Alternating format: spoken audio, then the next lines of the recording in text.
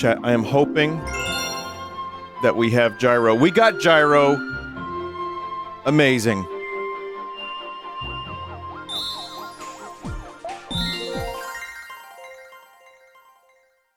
It's funny because we had tech problems for VR chat like crazy. And this, no problem at all.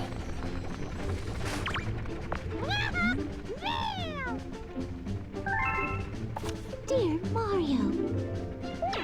It's funny, we're getting letters from Peach in this game and Paper Mario Thousand Year Door, which just came out. Oh, hang on a second, chat. I have a little microphone foam. I'm gonna try putting... Oh, wait, no, that'll just break. I guess I could stretch this fucking thing out. Ah! Well. I noticed there's a lot of, like, heavy P's. There's, like, heavy P's. So maybe... There's no, like, microphone that fits this particular shape of microphone. It's very strange.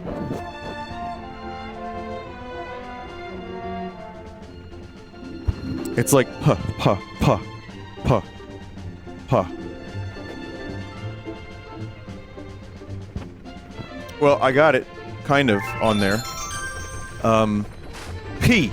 P. Well, now I've fixed the plosives, but this microphone, I need to, like, tape it. And yeah, the plosives weren't terrible, but it's okay. I don't think we have, not yet, Supermassive Galaxy.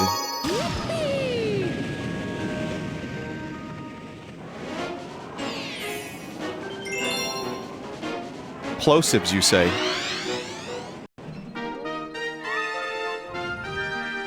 Yeah, now I don't think we're getting any plosives. Now I think it just sounds good. How does it sounds okay to you, chat?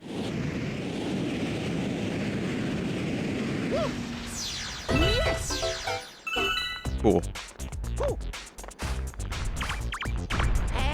Hey, bro, you looking for a star around here, huh? You want me to take over for a little while? Yeah. You can play as Luigi for a little while.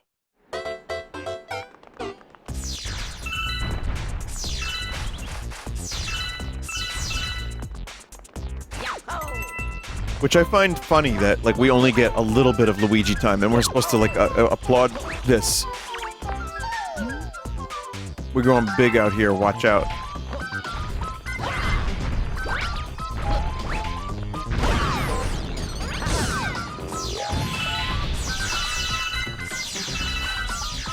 The graphics on this level look so much better than they did last stream.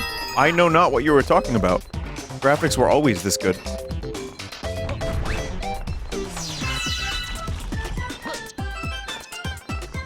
Chat, is the game too loud, or is it okay?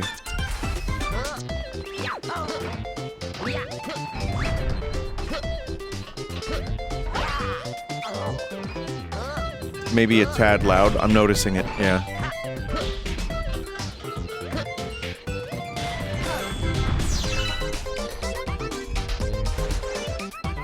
Let me just get that down, like, 5%.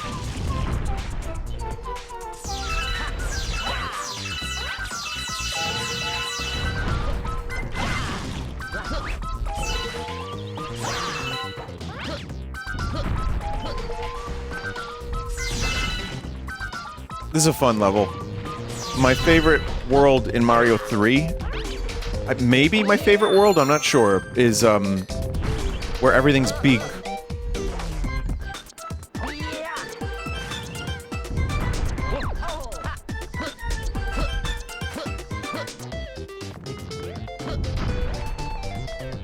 What is your favorite 3D Mario game of all time? There was a time where I would have said Sunshine, just because I love the gameplay so much, but I do realize that Sunshine is not complete, kind of. Like, they didn't finish it completely, and there's some stuff in there that isn't as, varietous as other Mario games. I still love it. I don't know if it's my favorite 3D Mario. I think that might belong to Mario 64. But, you know, again, a lot of my choices for favorite games are games that, like, really revolutionized... I said revolutionized gaming, but also what I meant to say was, like, stuff that came out at a formative time for me that left a huge impression that's still fun to go back to. In that sense, Mario 64 fits the bill, and kinda so does Sunshine. Though I would say Galaxy 1 and 2, if you put them together as, like, Super Mario Galaxy Omega, that would probably be my favorite 3D Mario game, if you put 1 and 2 together.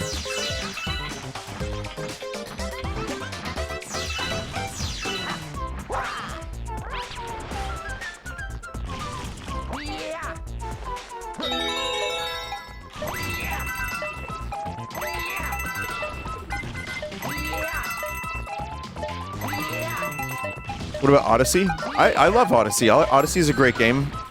I think it's still a little early to say where it belongs in my favorite 3D Marios 100%, just because it's,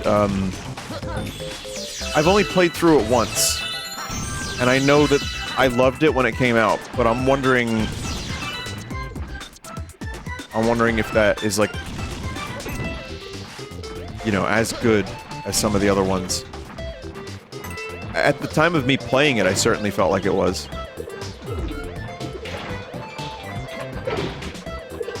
What do you think the next Mario game should be? I think it should be Mario Galaxy 3. Super Mario Universe. And, like, go mental with the power of the Switch 2. And really make something, like, eye-catching, impressive, you know, all the ideas that could have been thought about in the past 10 years since this game came out. 14 years since this game came out.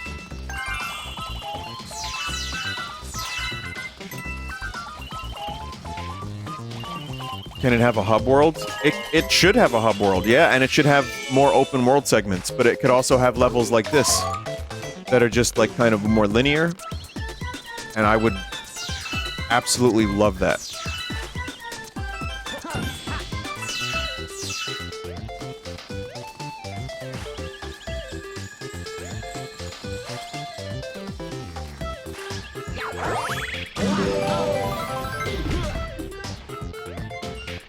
Guess we're gonna get this one.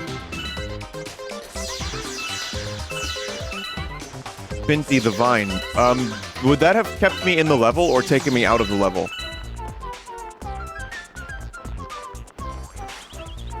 It would have taken me out of the level. Well, then I have a shorter way to go when I come back to the level.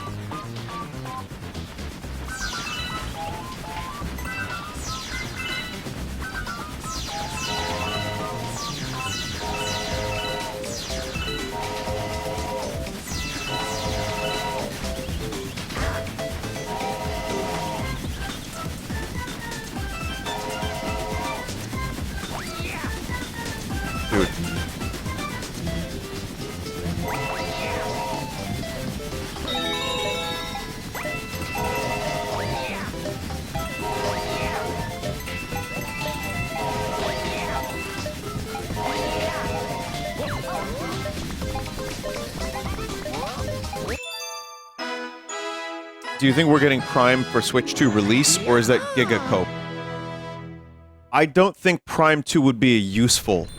Or Prime 4. Prime 2. What am I saying? Prime 4 would be a useful... launch title. I don't.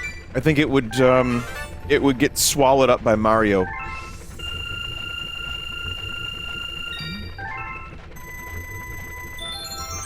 I think what would happen is, I think Mario would be a great title for launch, especially now that the success of the Mario movie is complete.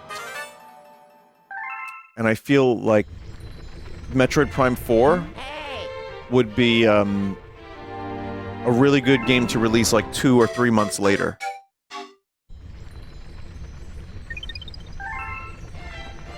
And I think graphically it's going to be really good. And that will be good for people who are like you know, is the Switch 2 good graphics?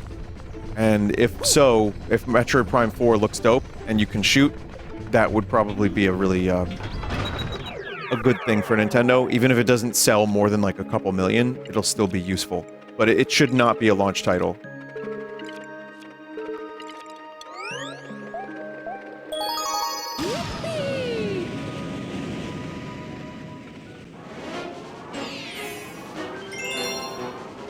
Launch window, because I mean I can see the Switch 2 launching in March of next year if they're gonna do like what they did with Switch 1, and I feel like yeah they could probably have some decent launch titles and then possibly a Prime 4 release like in the summer, and that would be a pretty good. That and I mean plenty of other shit too. Like I could see a variety game like a sports title of some kind, too. I could see, some oddball... Like, you know, they do shit like 1-2 Switch, which was a nightmare.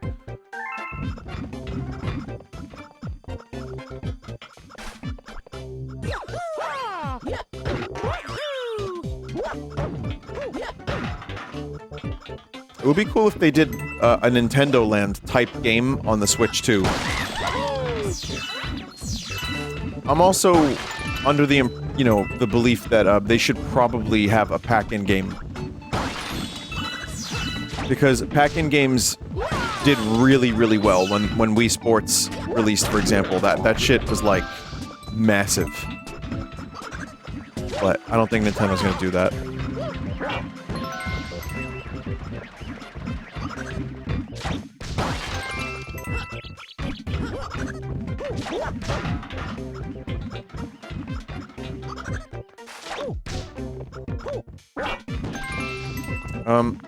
I could also see...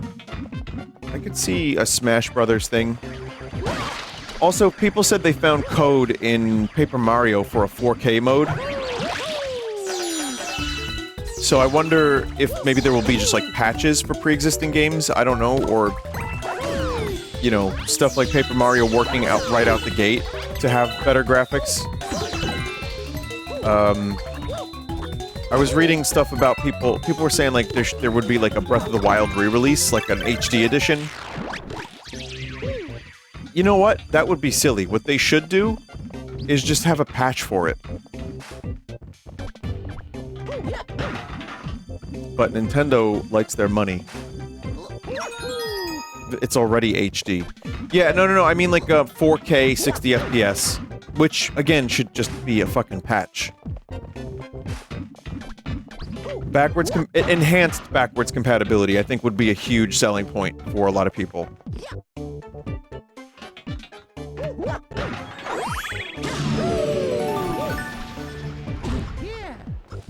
Nope, $70. I know. But imagine, though, how cool would that be if, like, you knew right out the gate you were gonna get, like, a good chunk of your Switch library in 4K, you know, solid 60 FPS. That's just one little thing that would go a long way in saying, hey, this is a new console, but also it's an upgrade. So you should buy this because so many of your games are going to be compatible. I think that would be a massive selling point.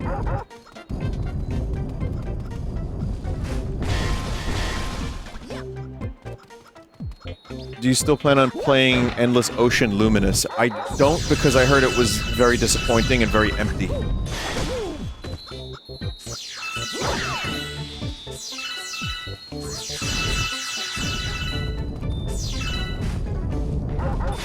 Yeah, it's just kind of a shame.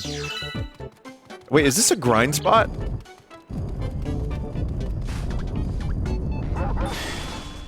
Not really. Diminishing returns.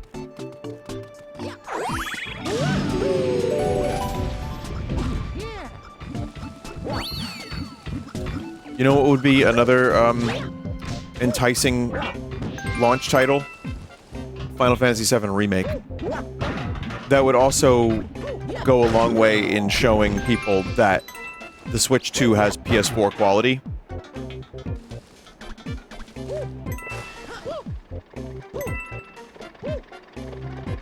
Not that, again, we understand that Nintendo makes Babby-powered consoles because they don't... They don't need to make anything overly powerful. They've proven it. Which, again, the games are good, but, you know, stuff like that matters to people. I often say I'm not a graphics snob, but then I talk about these things because I like when games look nice and run at a stable, you know, a stable kind of performance, and, I know that Square is trying to recoup their losses, or not even losses, but like their underperformance. So I do feel like Final Fantasy Remake would be good, and then a version of Rebirth.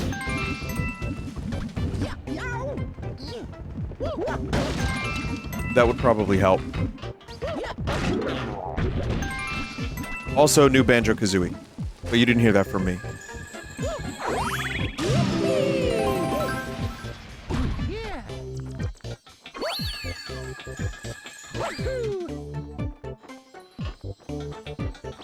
That wouldn't sell at all.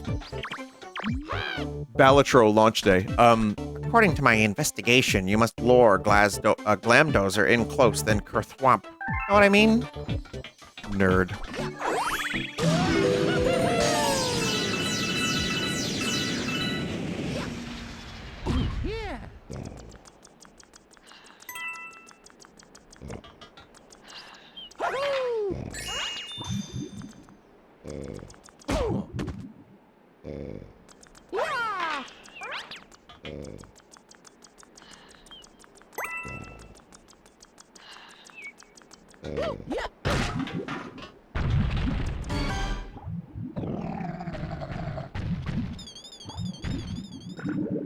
He was telling me about a new banjo game on the Switch 2, and I was getting a really, like, splitting headache. And then we ate salad, and then my headache grew into, like, a migraine.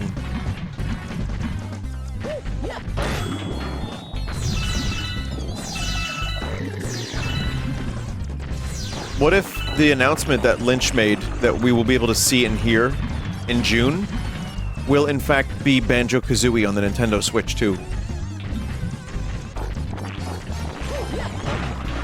Also, in terms of Zelda on the Switch 2, you could do, like, a smaller remake of, like, Link to the Past in the style of Link Between Worlds, which at this point, do we even really need that? Link Between Worlds was already kind of a remix, you know? But, I think, what about, like, a proper, massive Ocarina of Time remake? I actually kind of don't feel like I want that either. Yeah, I'm fine with it. Zelda 1? How would that even work, a Zelda 1 remake? I wonder if they would do it like Breath of the Wild style, or if they would just do, like, top-down Zelda 2 remake. I mean, it most needs one. I'd be totally down for a Zelda 2 remake.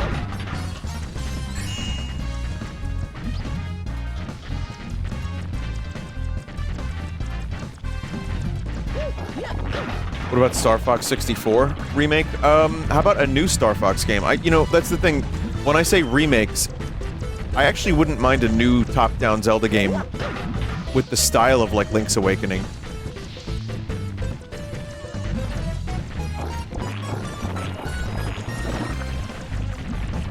But yeah, we don't need another Star Fox 64 remake. We've got plenty of those to choose from, chat.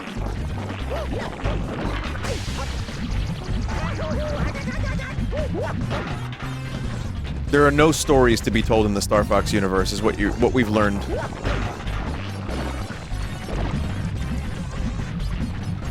This is, proving to be a little challenging, chat.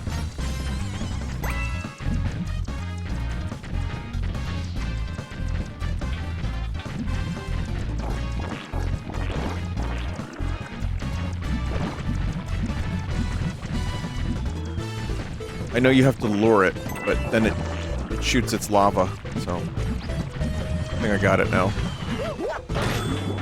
Okay, see, I wasn't paying full attention because I was talking about unrelated shit, but it wasn't that bad.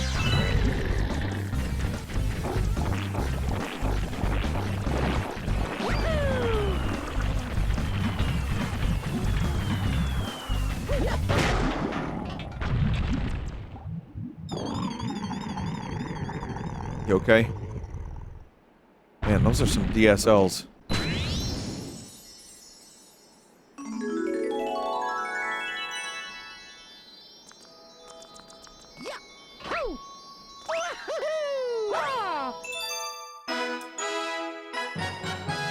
No, genuinely though, a game I would love to see a full remake would be Skies of Arcadia, but I don't think that would sell any consoles.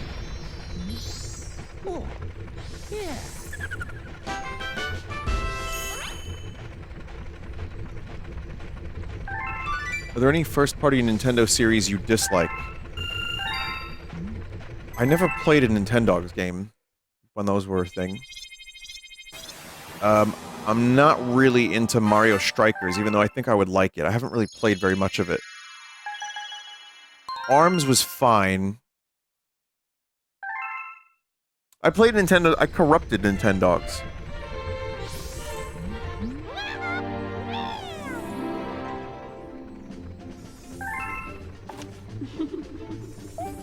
Thank you, Baby Luma. Wii Music? Yeah, that's trash. Wii Sports? I liked the first one, obviously, but then they released, like, another Wii Sports, and I didn't play that. And then there was Switch Sports, I didn't play that. I would have never bought Wii Sports unless it was a pack-in.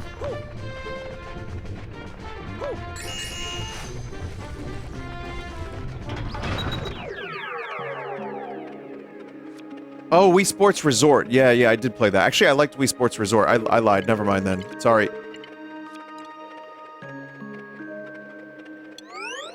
Yeah, I like Wii Sports Resort. I forgot about it. Wii Play? There's a couple Wii games I didn't play. A couple Wii series. What other franchises from Nintendo are there?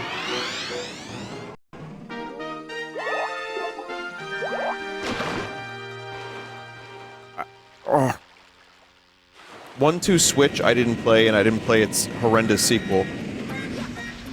Yes! Ice Climbers I famously do not like, and I don't believe anyone that actually even likes Ice Climbers. How about a new Kid Icarus? That would be almost my #1 request from Nintendo, is a new Kid Icarus.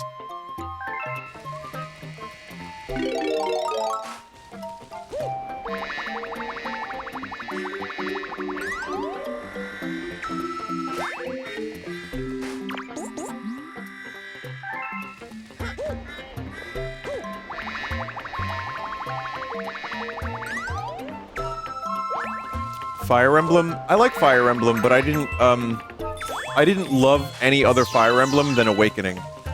And I know that that's not, you know, that's like very fake fan. I liked Three Houses. I didn't finish it, but I liked it. I put like 30 hours into it. I liked it. Engage, I barely played very much of. I played like 10 hours. It was fine. I played one of the remakes on the 3DS. And I didn't really get into it. So I'm really iffy with Fire Emblem. And I do like Awakening so much. So I know there's potential there for me to like that series, but it never really became like a favorite. And I didn't play a lot of the early ones. But long-ass games like that can sometimes scare me away anyway, so... But, yeah, that's a series that's kind of a little hit or miss. What about Xenoblade? Well, that's Monolith Soft's, but Nintendo publishes them. I liked Xenoblade. I was just thinking about Xenoblade today, actually, because I was watching a video about games that came out in 1998 and why it was like one of the best years ever for gaming. And, anyway, Xenoblade was Xenoblade's first party, but they didn't develop it, Nintendo. That's Monolith Soft.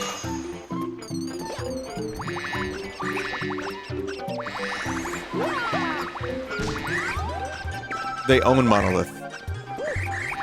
So I guess it's first party if you want. Yeah, I guess you're right. Well, I thought that was like second party you would call that, no?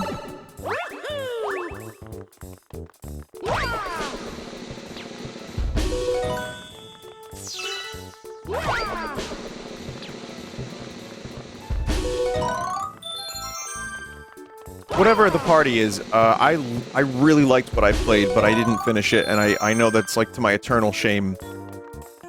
I played the remake. I thought it was actually fucking phenomenal, a lot of it. And I do have good memories of playing it. But I think at the time I was just getting a little overwhelmed by it, and I was not in the mood for an RPG. There's one thing I didn't love about it, which was the MMO-like battle system. It was fine.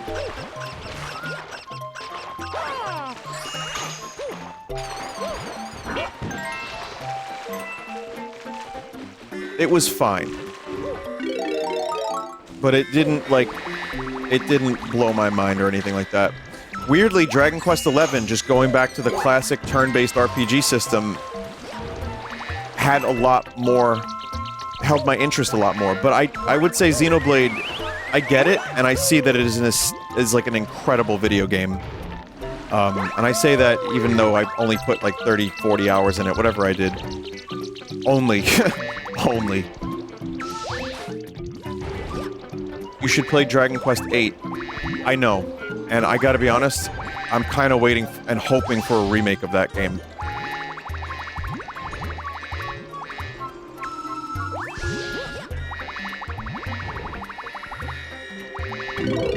Aww.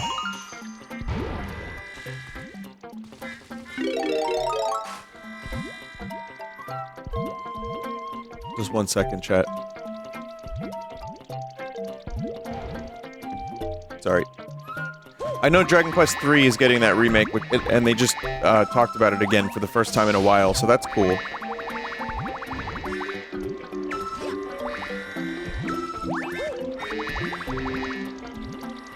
But no, the thing, I mean, I like most of Nintendo's franchises. I'm willing to give them a shot. I just don't like them as a company, like their business and their legal department. That's what I hate about them. And their premium Nintendo tax I don't like either.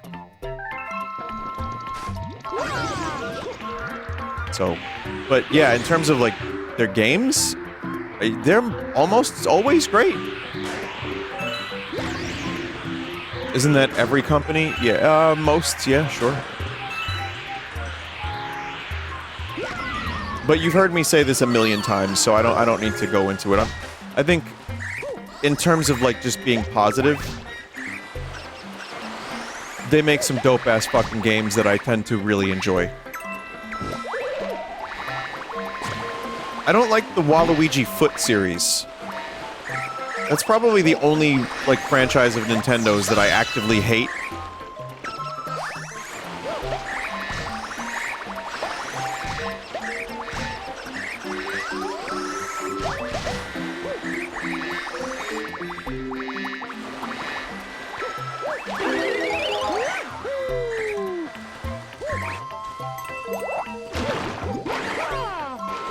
It's like I said yesterday on stream, the term foot content I find to be a hilarious combination of words. And it's like, again, you go to someone in the 40s and you're just like, yeah, in the future people sell foot content. What do you mean they sell foot content? What are you talking about? What, like orthopedics? It's not foot. Wait, isn't orthopedics vision? Oops.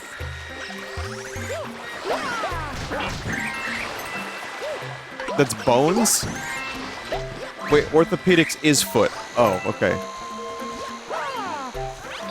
That's optometry. Oh, right, okay.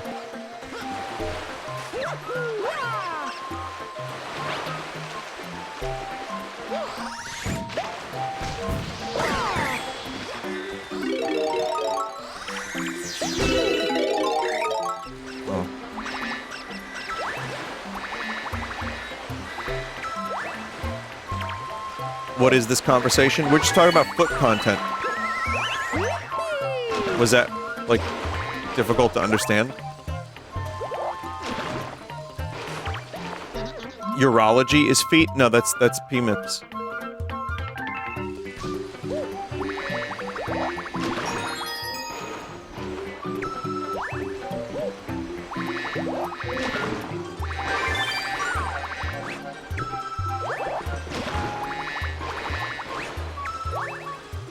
Are you able to deconstruct a lot of medical words with your English degree? Oh yeah, I know the roots of all the words.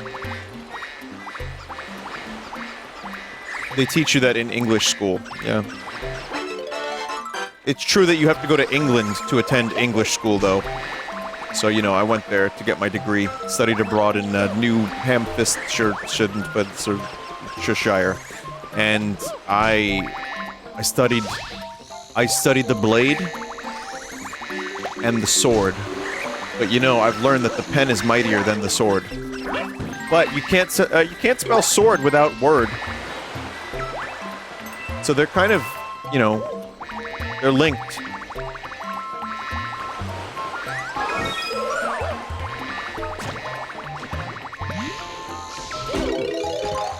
Oh.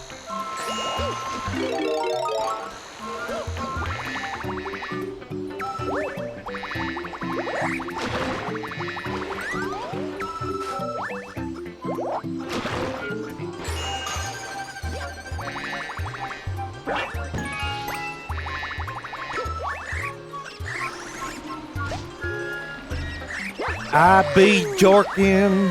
Uh-oh. Goodness, always a pleasure to meet a new bee. I have a favor to ask. A terribly itchy spot on my back. Would you be so kind as to take a look at it? My queen! I don't want it, I never have.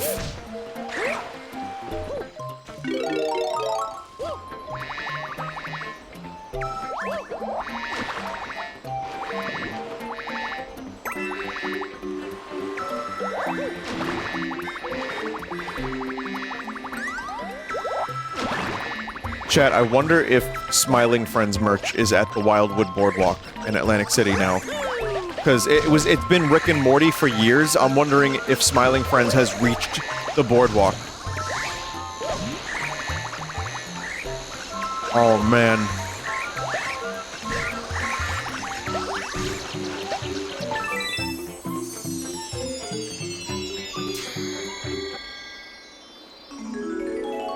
Did you say Wildwood in Atlantic City? No, I'm saying Wildwood or. There's knockoff merch. So my prediction for the boardwalk this year is going to be Smiling Friends and the Amazing Digital Circus.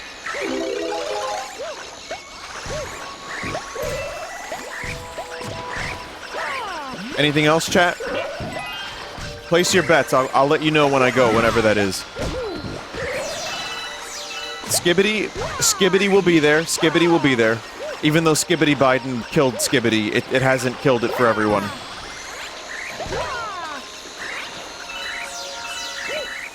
Lethal Company? I could maybe see Lethal. Ban was there last year.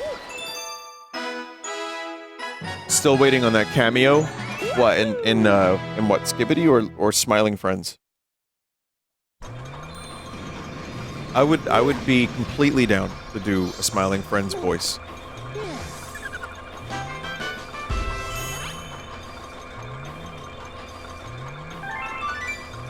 There's an Amogus cartoon coming up. There's already Smoguses.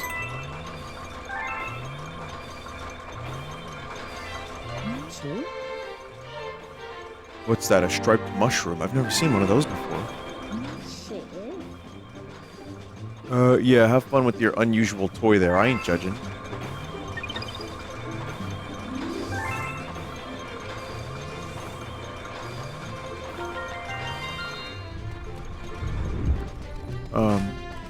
Toy?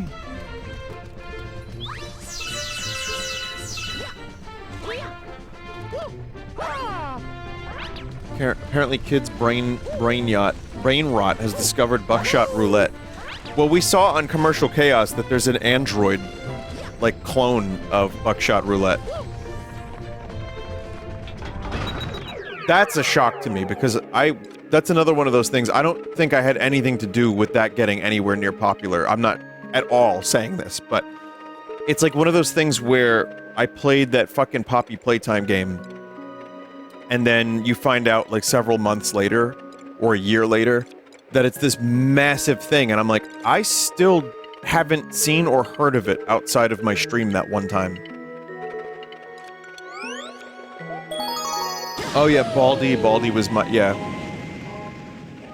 it's possible that some of this I had a little bit. Maybe I moved the needle 2%, but I don't think I have that much reach. I'm not like a Markiplier or anything like that. I feel like what I have learned over the years is that there have been other bigger YouTubers that have watched some of my stuff. Yes! But I don't know if that's still the case. Whatever the case is, though, I'm happy in my own little corner of the internet. I like it a lot, and I feel really lucky that I get to stream to this many people and things are still really chill, and everyone knows about the Melpert. So I'm happy with where I'm at, but what I'm trying to say is I don't think I alone would make a Skibbity or a Poppy playtime. So when people are like, Vinny, you made Baldi popular, I still don't know if I believe that.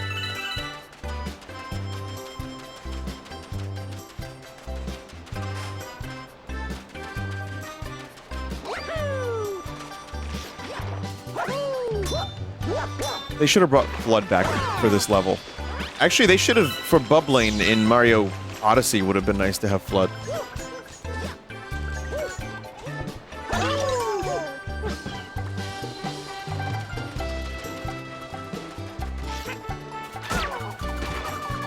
Oh. Do you have the work until you die work ethic? I'm playing Mario Galaxy 2. Is this work?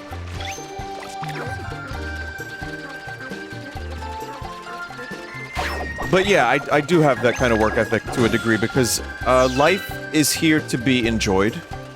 Life is here for me to create, whether it be terrible bits or songs. Otherwise, what the fuck am I doing? You know, like this whole, I think retirement culture makes more sense when you're not as lucky as I am to do what you love. And I get it. You know, people don't want to work their shitty jobs. So yeah, of course, that's a different story. And people deserve a break for working at that shitty job, etc., etc. What the fuck else am I gonna do? I don't even vacation well, you know? I end up, like, wanting to play a game, or... I like to explore. I mean, that's... I like to walk, find new places, you know? That's fun. But I have a hard time just doing nothing. So my answer to that is, I don't think I would always have the stream schedule that I have now. But, you know, I want to spend my time doing this shit. And I will continue doing so, yeah. The only way I would stream, like a lot less is if there was ever anything big for Redvox. And even then, that wouldn't end up being, like, all of my time. One of the reasons I'm able to enjoy streaming and music as much as I do is because I go back and forth between them. It's two interests, like, that I don't have a chance to really get sick of one. You know what I mean? I couldn't imagine not having some sort of purpose, even if it's a shitty job. I'm not really looking forward to retirement. Creativity could be nice, too. Like, I have a family member that is just into stats. Like, sports, and like, that's it. They're just sport stats. And it's like, that's cool, but is that, you know, is there a way to apply yourself to that? Like, I feel like that's what makes life interesting and fun, is like, creating something, or... Anyway, I'm getting a little too deep for playing Bing Bing Wahoo Man game.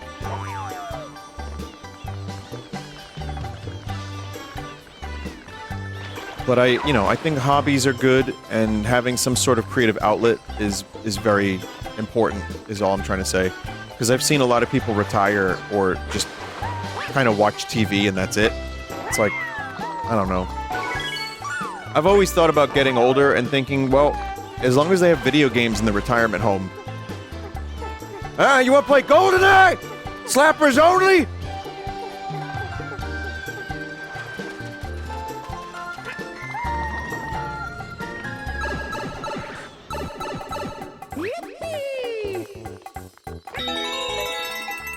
But yeah, for me, my style of what kind of human I am, even just playing games isn't enough. Like, I can play them for a while, but then I need to do something more, like, whether it be a video edit, or a terrible thing to film, or some bit, or where I feel most fulfilled, as many of you know, is music. It's fun. It is fun to play, it's fun to write, it's fun to record, of course. But it's also nice to know, like, oh, I wrote something that I like and I'm proud of, and I feel accomplished from that. And it's like a form of therapy, too, you know? So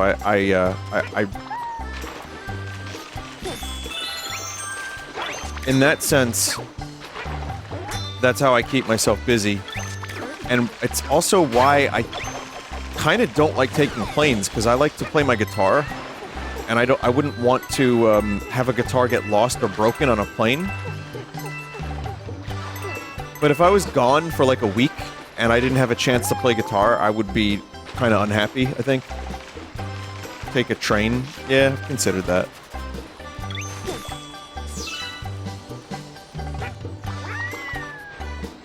Anyway, that's just me. Someone said I'm getting deja vu. Yeah, we talked about this recently. This was a question that was already asked of me at one other point in time.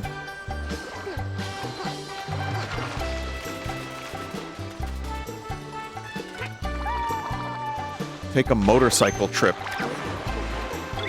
What? That sounds not good. I don't think I want that.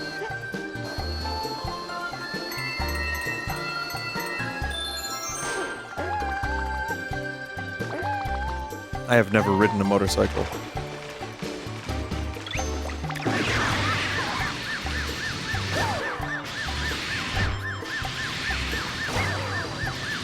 Wait, so this doesn't break that. Crabs do, though, I think. Thoughts on no E3 presentations this year? I think the answer for me is it hasn't felt like there's been an E3 in years anyway, and there kind of hasn't. It's been dead for years, and now it's just officially dead. It's a shame, too, because it was something to look forward to, and there were years that was the most exciting time of the year for me. But, you know, as long as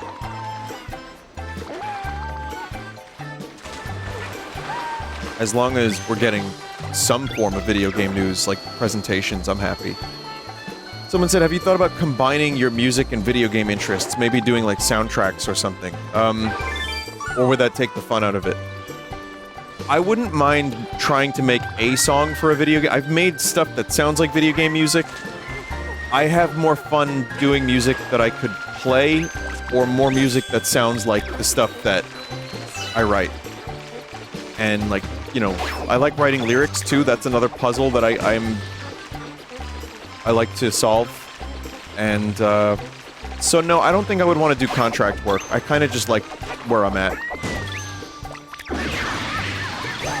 I gotta be honest, though, chat, I do have the itch to do concerts. I think in terms of enjoyment, and, like, being fulfilled, and, like, something truly challenging, and something I can really apply myself to, it's gonna be that, I think. That's something I really want. I have the bug for it right now. No tour, though. I don't think a tour is gonna be happening. I've talked about that a million times. If you want deja vu, ask me about a tour.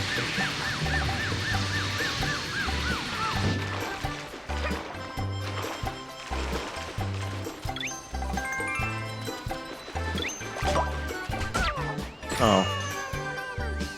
A mini tour is possible, but I think that would also require a number of different factors. And again, you know, taking people away from their jobs is gonna be tough. It's gonna be a tough sell.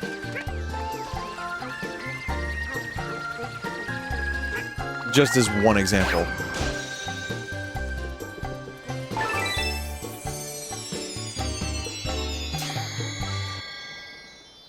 Touring's extremely hard on your health, too. I know, Josh Homme got fucked up from a number of tour dates, and Queens of the Stone Age did a massive, very intensive tour, and dude was sick for like 35% of it. But he's also 50.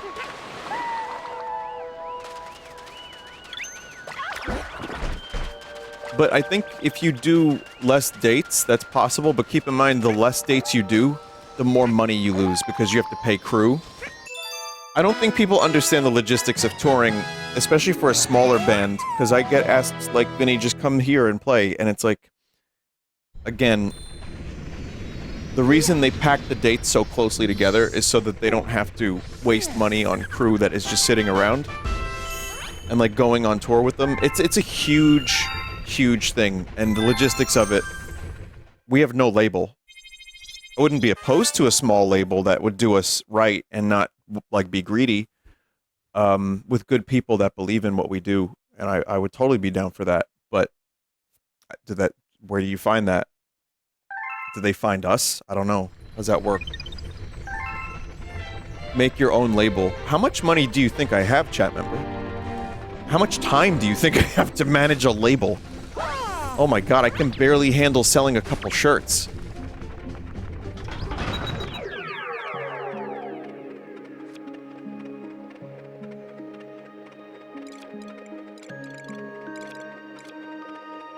Enough to buy Zelda Lego.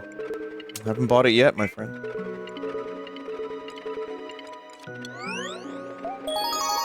Just print the label, it's not that hard.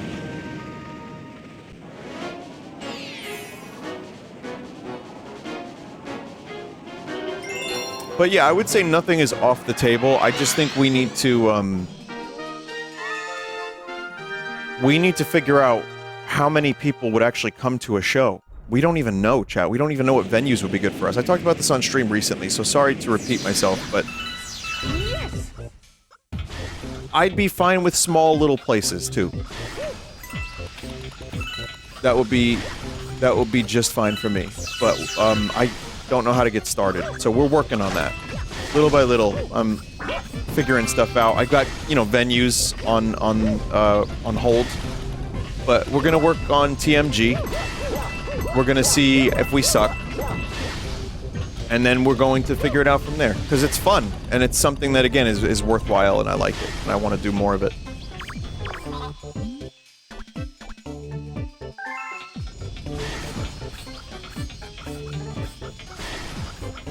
I also have potentially some stuff coming up with the Alamo Drafthouse, but they move so slow. Not music, but just random shit. They move so slow.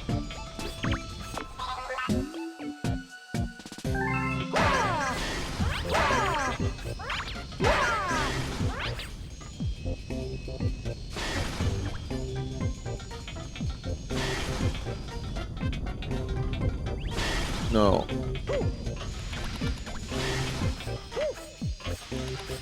Well, Alamo has regional, from what I understand, like, there's a New York sect of Alamo Drafthouse that's not related 100% to elsewhere. Like, I don't know how it works 100%, but I think the regional managers have more control over it, but they wanted to work with me on something because their business is not as good as it should be.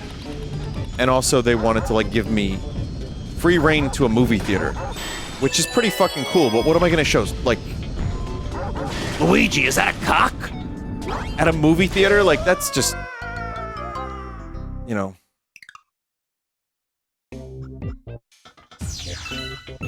But a screening of The Room... you know, considering some stuff like that would be fun. Yeah, 6 hours of Grey Leno in a movie theater. Exactly.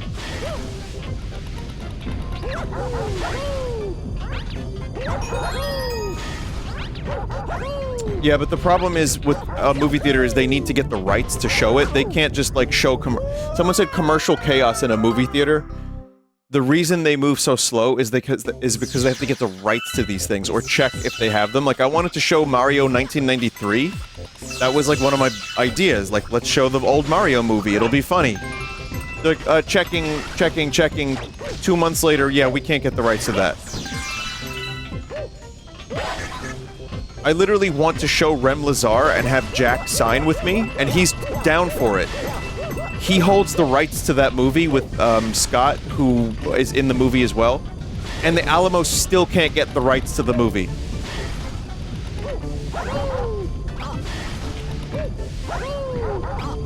So, it's just such an annoying process, and it's like you know,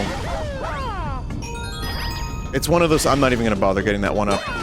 It's one of those things that it really makes me appreciate streaming. Even if streaming is restrictive and very, you know, annoying and you still have to watch for copyright, it's still 10 times easier to just show random commercials than it would be at an actual movie theater.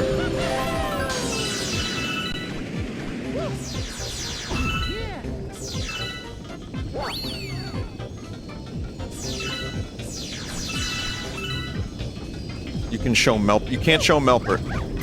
That's the thing, though. If you get the rights to the right movie, like Antichrist, just as a weird example, first one that came to mind, starring Willem Dafoe's stunt cock, you can show that. But if that same Melpert was on stream, you'd get banned. So we live in a very weird world, I guess.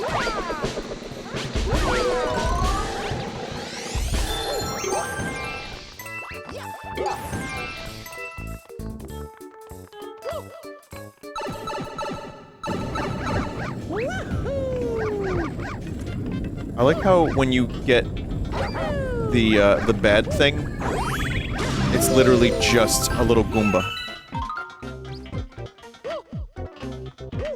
Like, you would think maybe there would be a way to have Bowser actually, like, just fucking kill Mario from getting the wrong thing.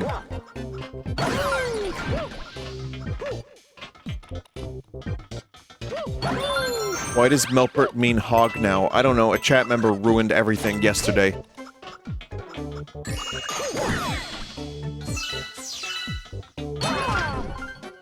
But I also laughed so fucking hard that I can't not now. It's bad, it's wretched, it's vomitous, but you know, this is the world we live in now.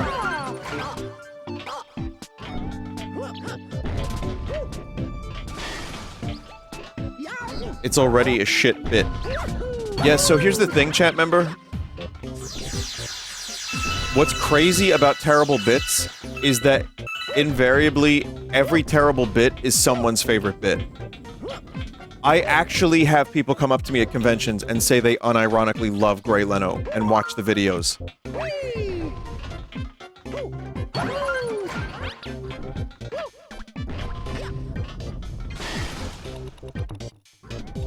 Paid actors? Who's paying them?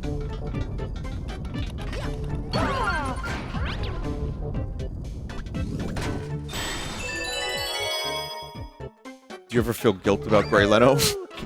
No. I feel shame.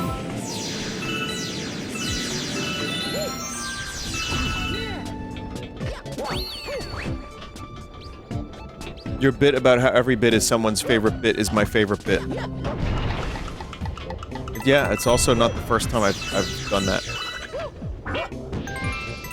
Bit. See, we're getting philosophical about streaming tonight. It's good. I exist in a weird, like I said, I kind of am an anomaly a little bit in the streaming space. That I do have, like, hundreds of rotten bits and people still watch. It's like, wait, what? I don't know.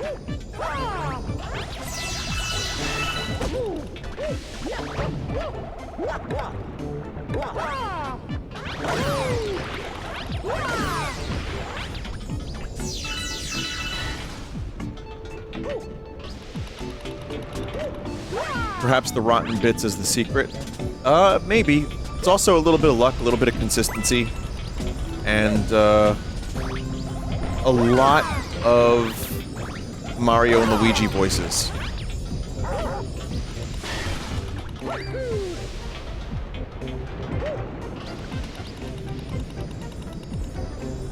Skill? No, none of that.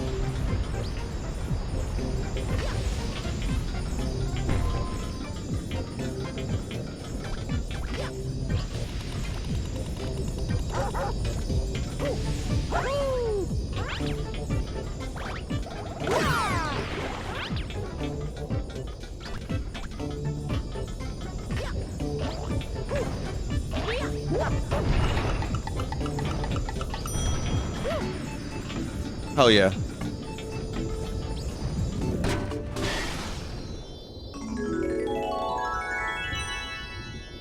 Love that.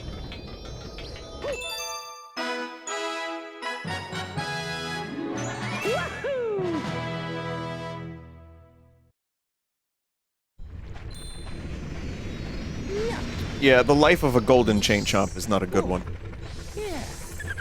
Actually, the life of any chain chomp is shit.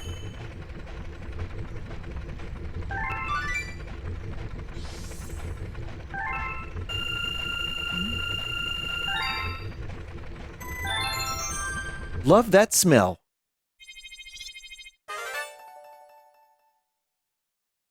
Vinny, I just want there to be a game where all of your streamer bit characters get into a violent shootout.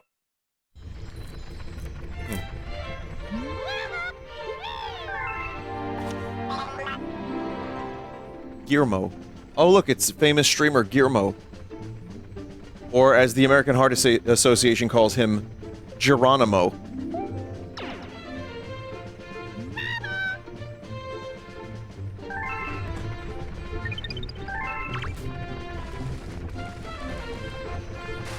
I'm talking about, Gearomatic is a mod of mine, a friend of mine. People thought I was talking about Germa.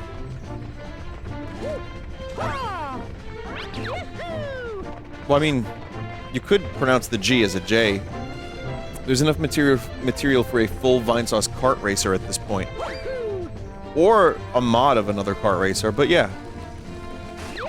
The problem is some of the characters are maybe slightly other characters, like Mr. Dink. I don't believe I own the intellectual rights to Mr. Dink. I feel like I should now. I mean, I've done more with Mr. Dink than anyone else has. That's right. We've done a lot together.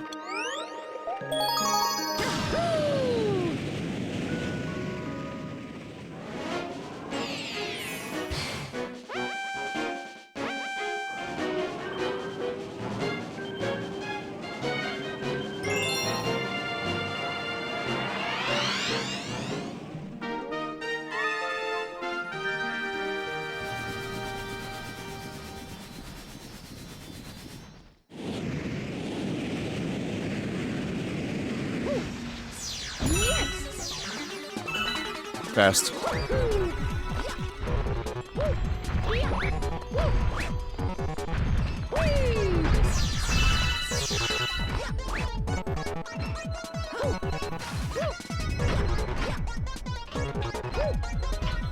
Should start on the coin next time.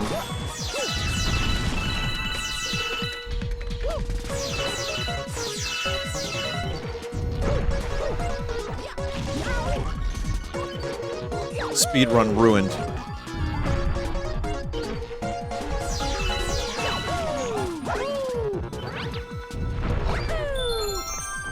Of course, now is when I choose to forget how to play the game.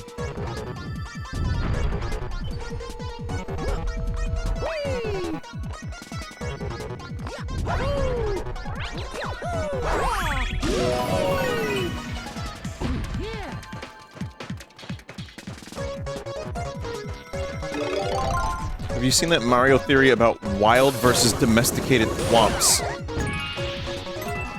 That's like the first time I've wanted to say it's not that deep, bro. But I actually think that's kind of genius.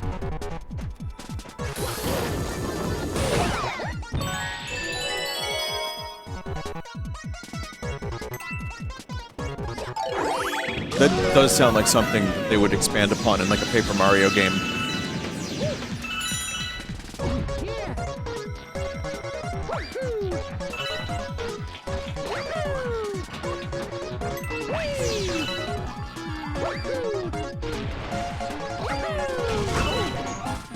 Oh, there goes that.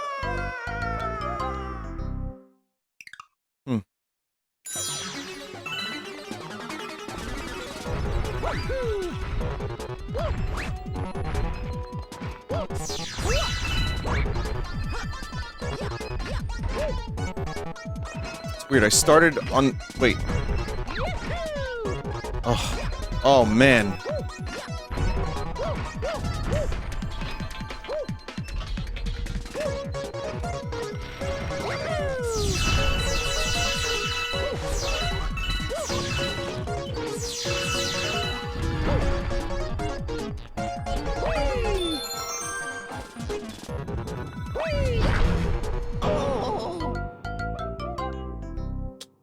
You know, I knew that was gonna happen, but I decided to do it anyway.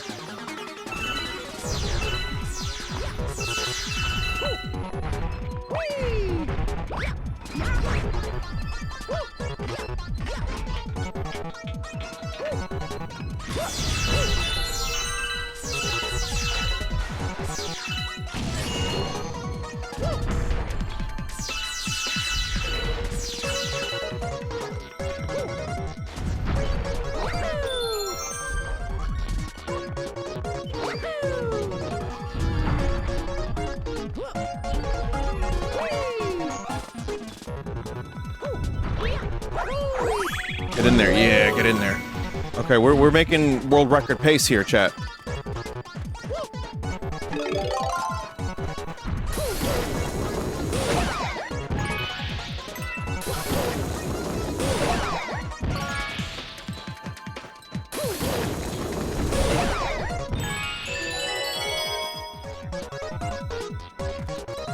Someone said, when are you going to play Banjo-Kazooie Jiggies of Time? Well, now's a bad time to read that, because look what I just did. Did I not play that a little bit? Chat, that might be on my channel somewhere. Maybe I didn't play all of it, but I'm pretty sure I played some of it. I like how they said when as if it was a guarantee. But yeah, I think I played some of it.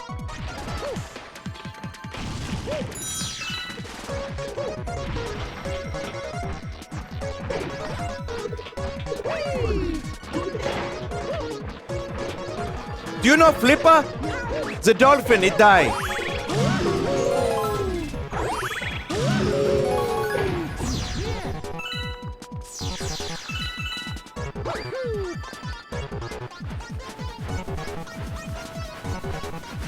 I wonder if I could jump across. Chat, do I have clearance?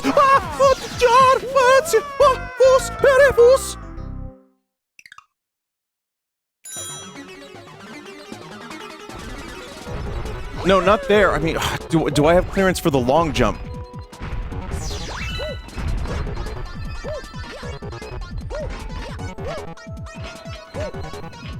At an angle, I have clearance. Okay.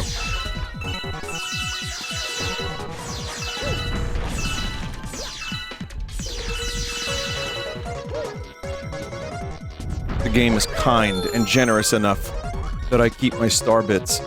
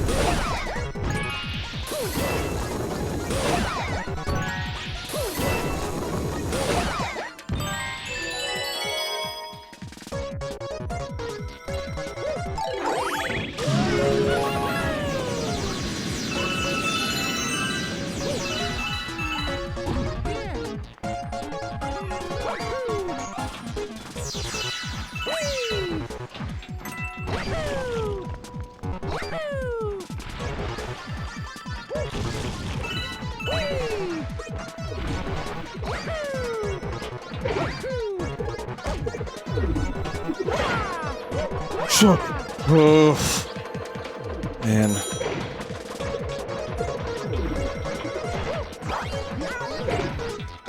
That almost was bad, too. So I have clearance at an angle. Alright, I'll test it out here. I don't like it. I'm not gonna do it. I'm not gonna attempt it.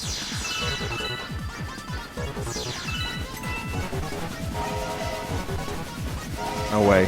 No way.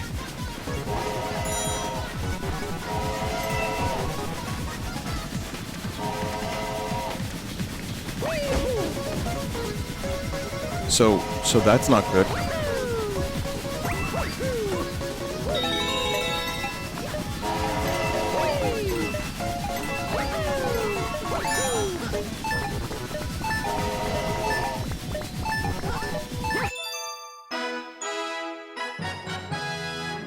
I might have had clearance that I ignored a little bit there. I don't know.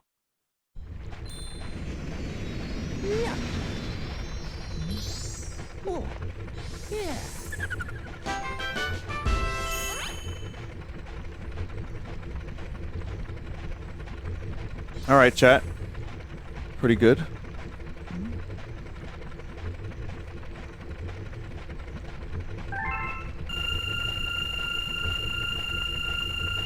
Did you try Mission 2 in Tall Trunk Galaxy in World 2?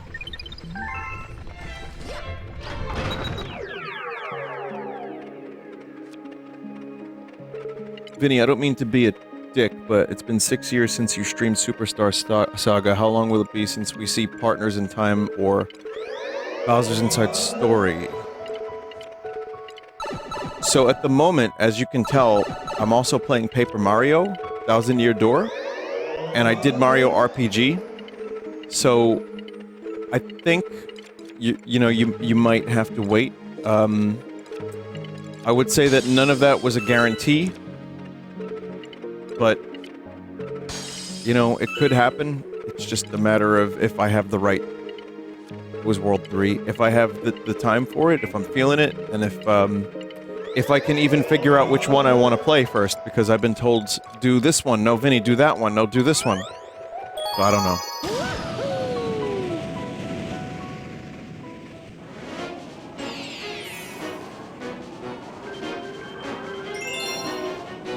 But yes, at the moment, I am playing through Paper Mario, so I think I'm going to be good on Mario RPGs for a while after that one.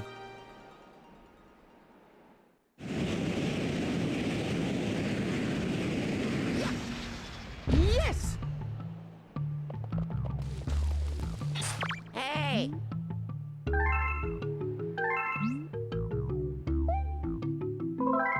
Yeah! So hang on a minute, chat. This is, What star is this? A slide level? Is it this? No, it's not this.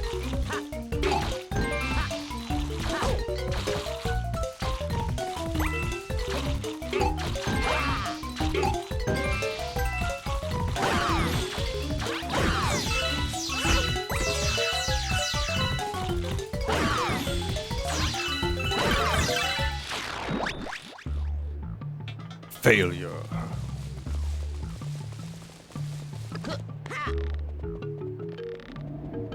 Wahoo! Ha!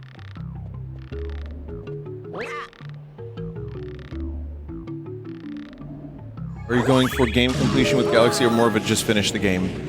I think I'm probably going to want to just finish the game and not do a full 100%.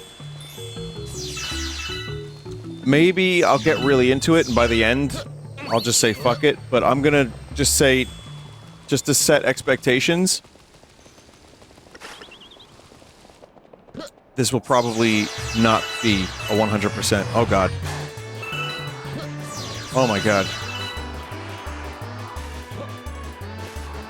I kind of remember this one.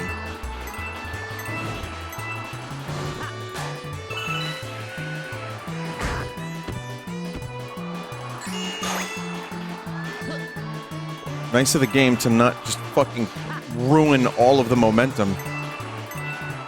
But, yeah.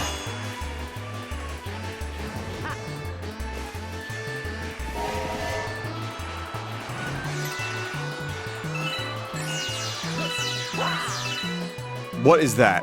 What is that?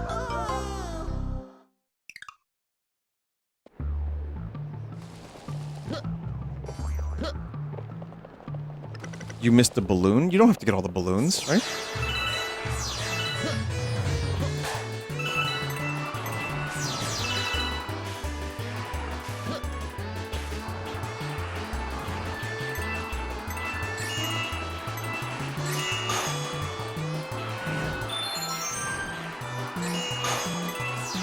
Some nice stereo audio when something flies past you.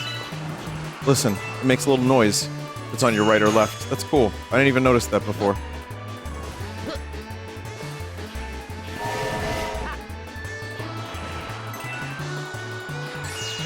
very immersive. That part right there is tricky, isn't it?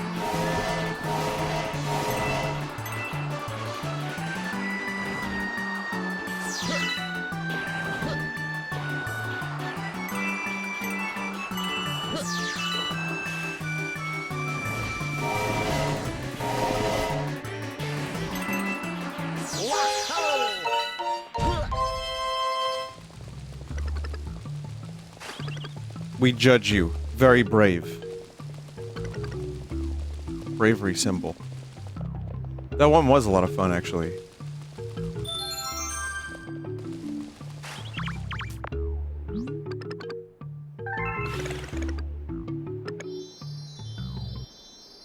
Chat member wanted pain. Oh, that's why you made me do this. You wanted pain. Okay.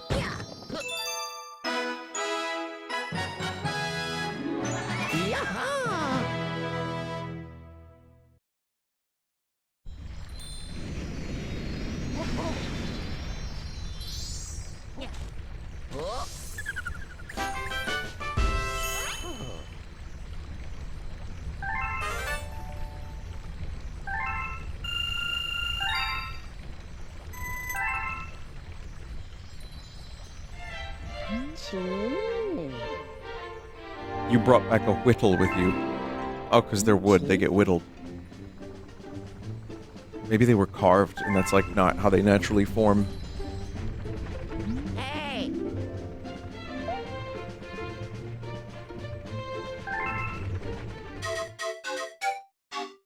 They're just whittle guys.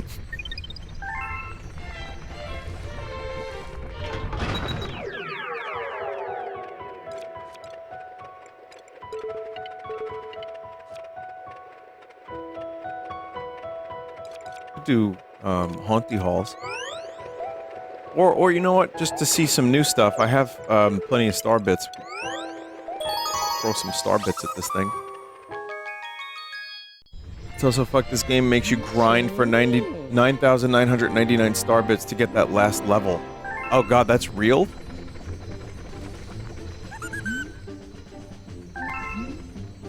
The bank helps. Just that's crazy though.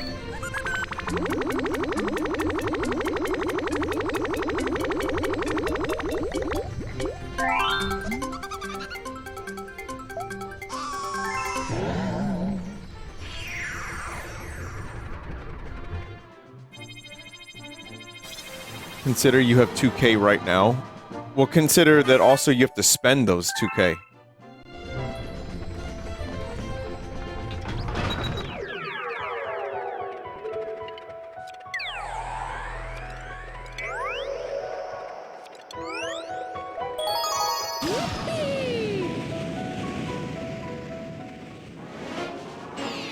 You can transfer from other save files at least. Okay.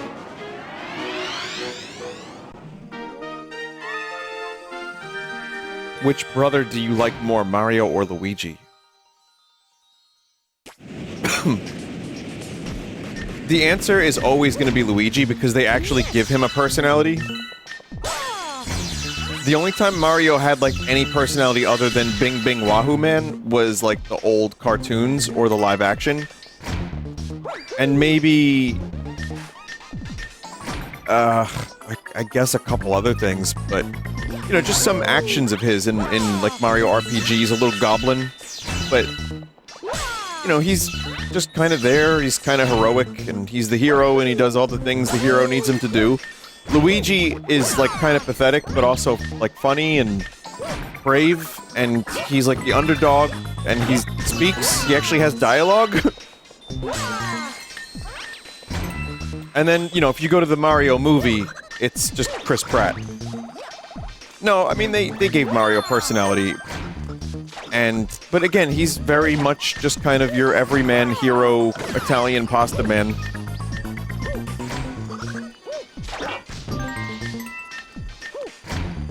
You kind of project your own personality onto Mario. In most cases of recent Mario.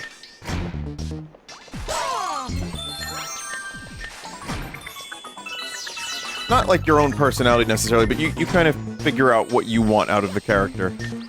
But Luigi is, again, more defined, and he's silly, and he's tall, and he's kind of sometimes a little pathetic. But we love him. So that's where the freaks like Waluigi and Wario come in. They help balance out how normal Mario is by like just creating like just garlicky feet men.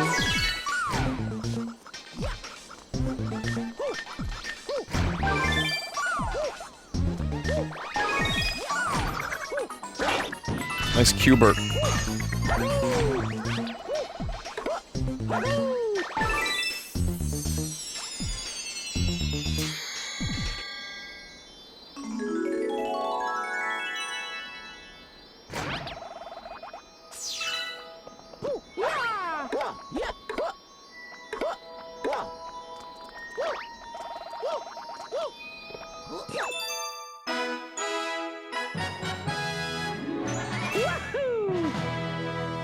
Vinny, Mario Kart 8 turns 10 years old today.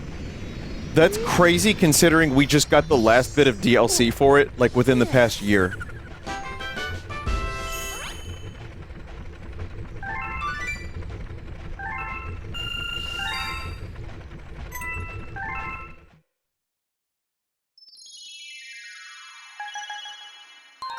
Is that the purple one? Is it the purple coin?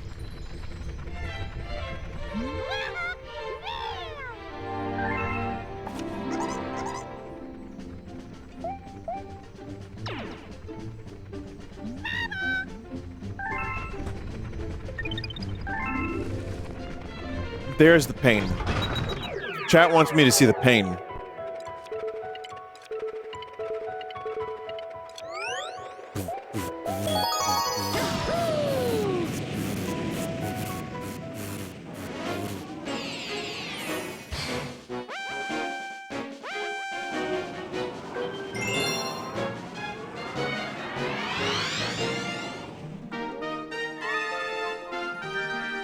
Oh no. Oh no, this was a mistake. Chat, I don't need to collect every coin, right? There's extras. Yes. So I need 100. 100. Alright.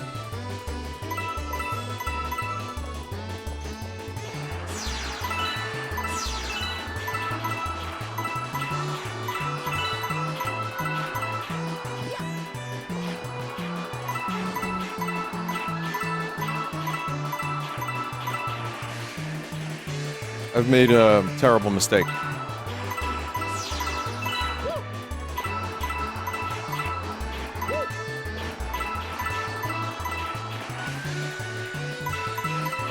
There's no faster way to, like, do that?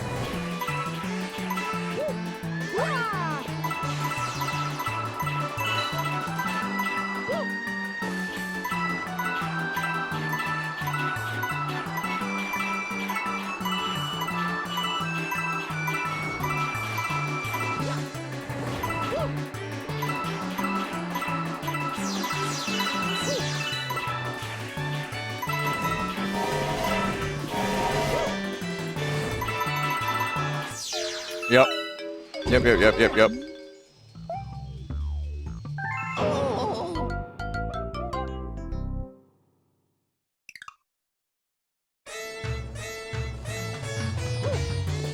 Good first try. And with obvious mistakes, too.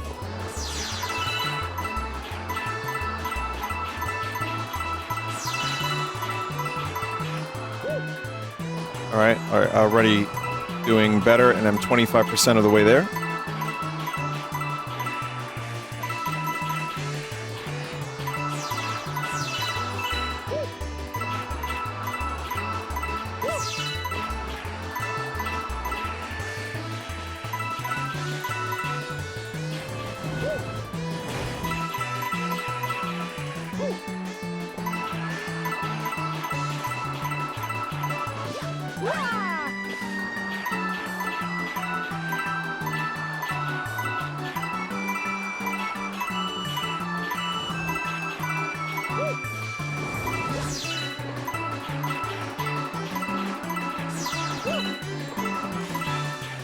Got it.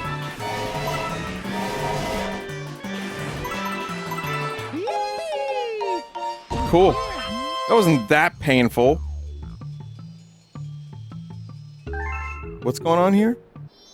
Remember that most people played this when they were like 6 years old, so the pain they remember has been amplified. Oh, yeah. There's way harder shit in this game. In all seriousness, was that chicken tikka masala any good? I gave it an 8 out of 10. It was that good. Yeah, it was 8 out of 10.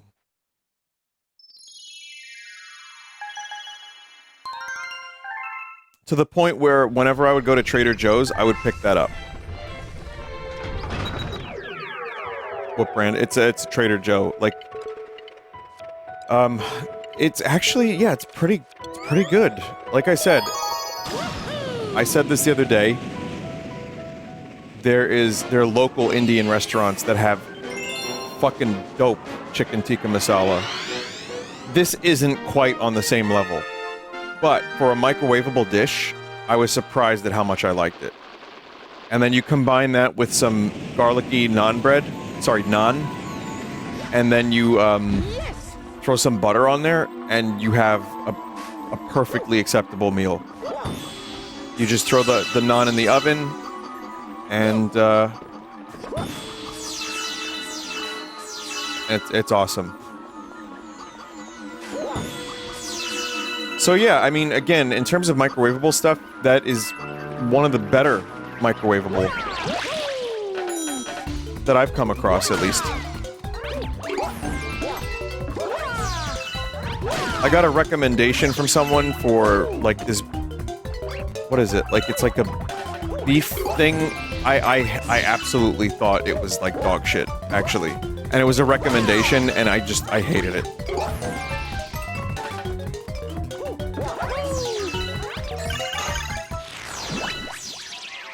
Hang on, chat. I want to find out what this thing was, because it was actually... It was like... Why would someone recommend this to me? Hang on.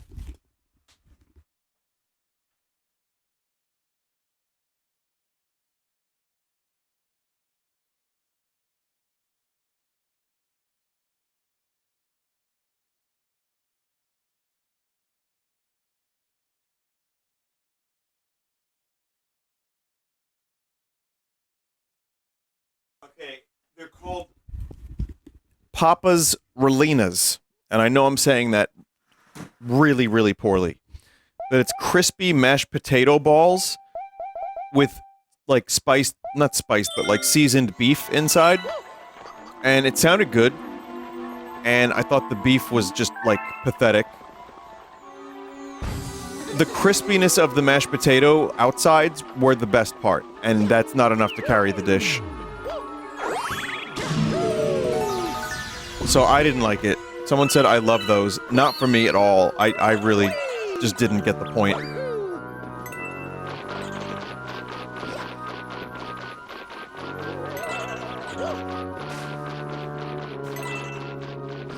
You need to try the shepherd's pie from Trader Joe's. It's one of the best things ever. Really? Like, reheatable frozen shepherd's pie? Oh. Do you have long conversation with the cashiers at Trader Joe's? I have in the past, yeah, but I've actually had, I have to admit I do know someone that works there, so that probably contributes to that, yep. Nortz is hungry? Well, Nortz absorbs nutrient through his nipples, but nipples is spelled G-N-I-P-P-L-E-S.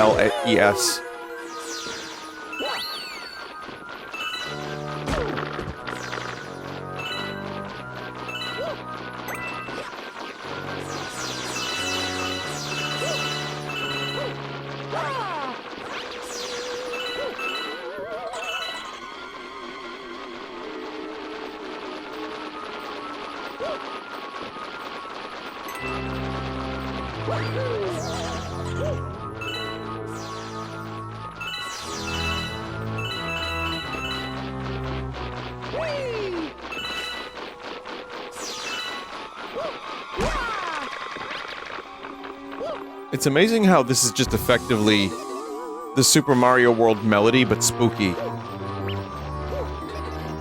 Because Koji Kondo used, like, basically that same melody just about everywhere in Mario World.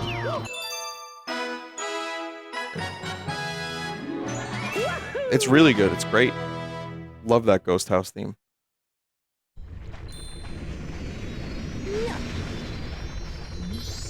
Oh, yeah.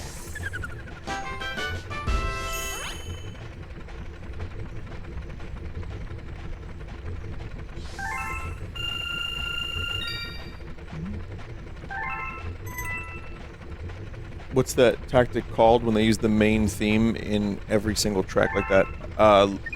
Is it lead motif or light motif?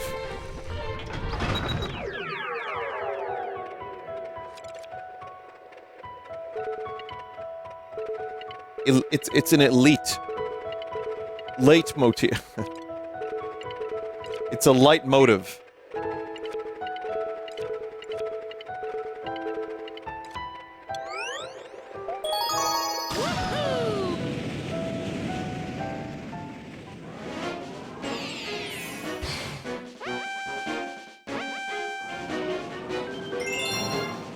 It's for smaller bits.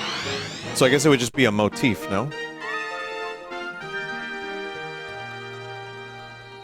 It's funny that I didn't... When I played Final Fantasy VII for the first time, I didn't... Like, I was also 12 or 13, so I didn't really understand a lot, and I still don't, but I understand a little bit more.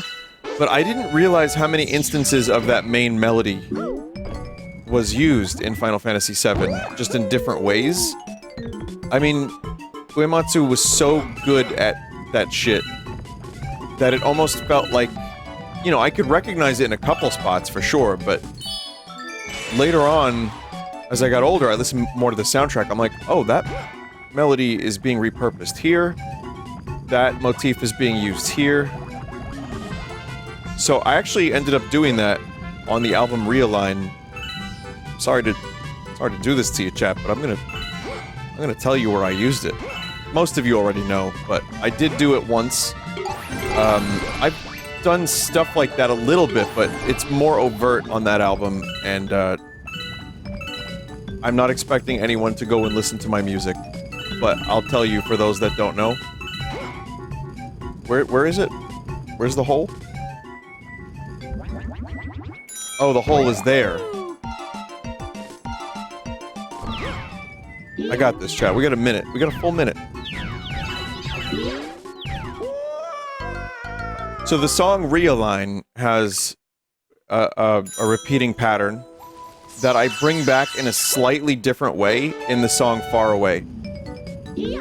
Realign starts side 1 of the first vinyl, and Far Away starts side 1 of the second vinyl. So, just a little something. I wouldn't say I learned it from Uematsu, but I might have. Maybe I did.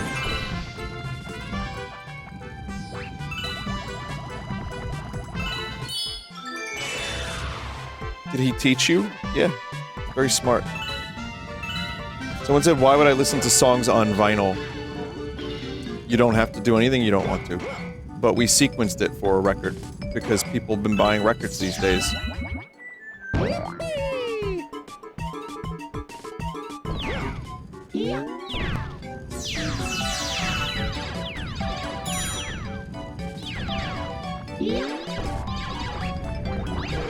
Some people like the sound of vinyl. Some people like the ritual of having to actually do the things to put the music on. And some people just buy vinyl for the artwork and the discs, which is cool too. I do a little bit of column A, a little bit of column B. But it is much more convenient to listen to music on the internet. But it is nice to have physical media, especially because you don't even own anything anymore. We live in a culture where more and more things are just being taken away from us, like in terms of ownership. And then when they get pulled from the internet, they're gone for good unless you download them. But then what if the hard drive rots?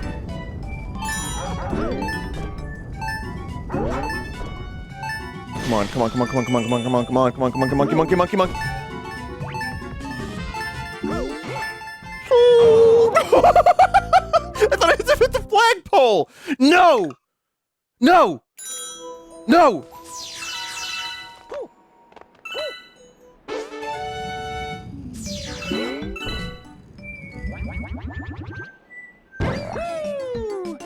Why would you have to hit the flagpole? You're right, chat member. I can't think of a single other instance in a Mario game where you'd have to touch a flagpole to accomplish a goal.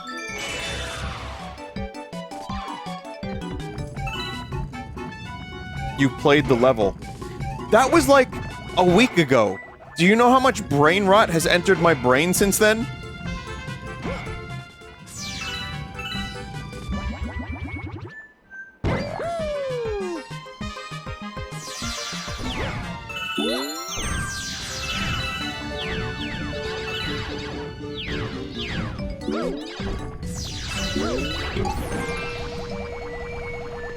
The microplastics went from the balls to the brain. I'm sorry, chat.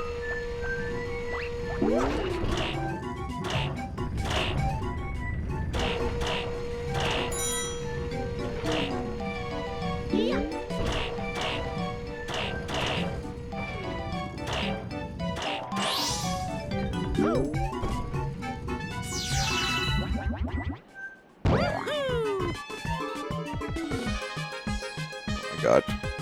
Someone just called me ragazzo, which is Italian for boy. What the fuck?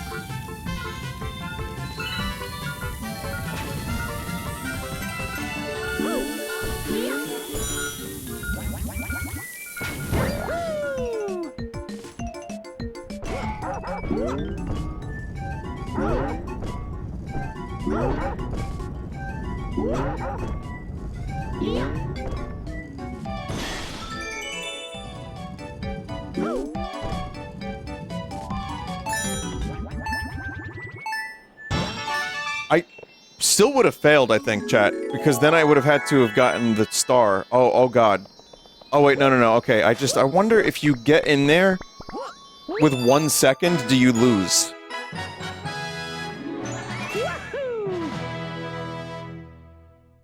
No?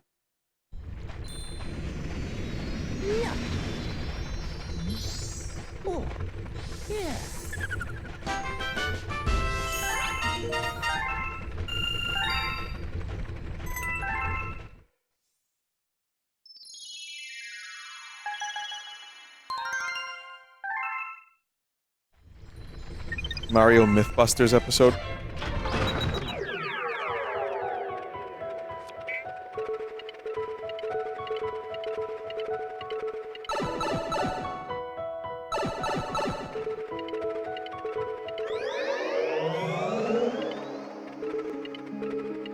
Could do a brand new level. We're gonna do it eventually, right?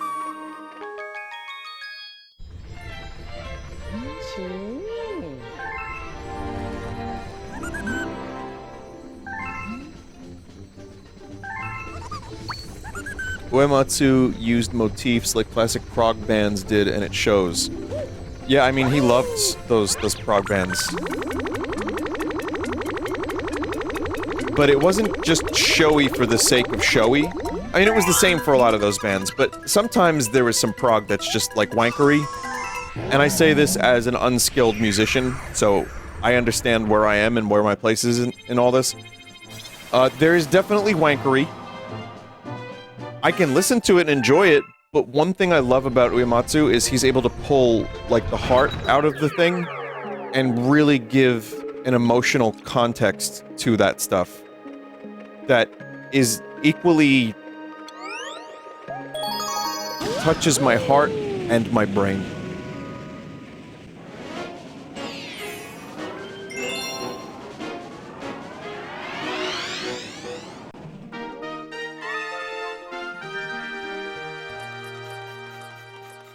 I'm not saying anything else, chat. That's the end of the sentence.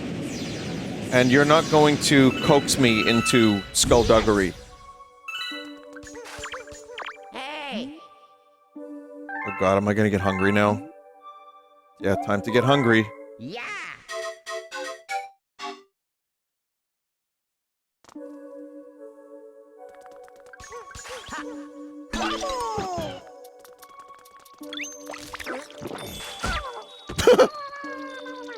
That wasn't funny. Why did I laugh at Yoshi?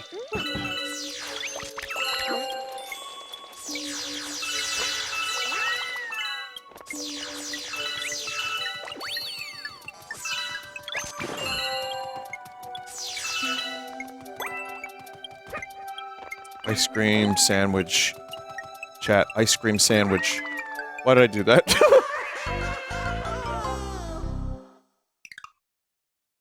Chat, ice cream sandwich, chat.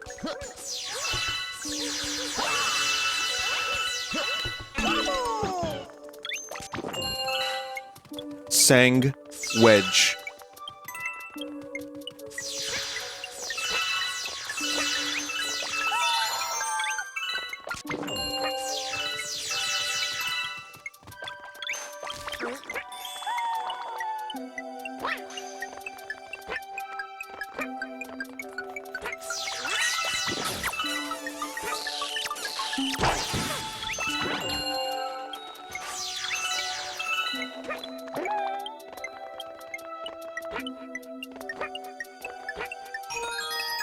Oh, okay. That's what was over here.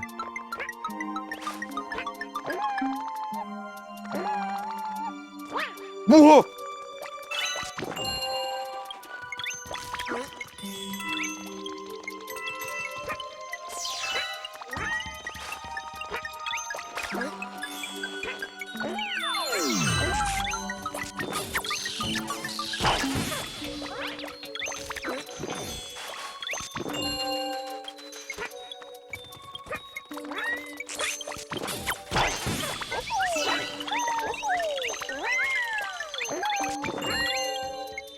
Say, fucking Nintendo makes some amazing looking food levels. Whether it be this or Kirby or other Mario games with food levels. Pikmin has amazing looking food. I was gonna say Donkey Kong Country Tropical Freeze has amazing looking food too, but that's retro.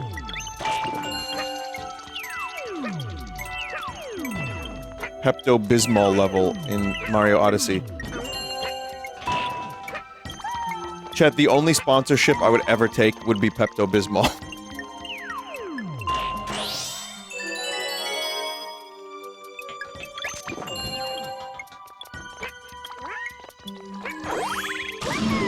What about Tums? No, I'm angry at Tums. I know what they're up to. I know what they're up to with their fucking Tums dependency bullshit. Don't think I ain't see.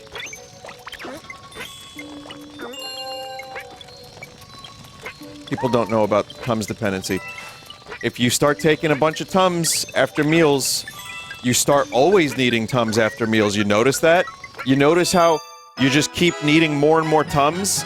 Oh, I'm just getting older, I say to myself. No, it's because you have a fucking Tum dependency. And I stopped taking Tums, and the most I'll take is a half of a Tum in an emergency, and I just deal with indigestion if I get it. Which, mind you, has been almost none lately. So rare. Whereas there was a time I was keeping Tums on me to eat, like, a Tum or two after every meal. And I'm like, that's normal, I'm old. Dog, I was like 34.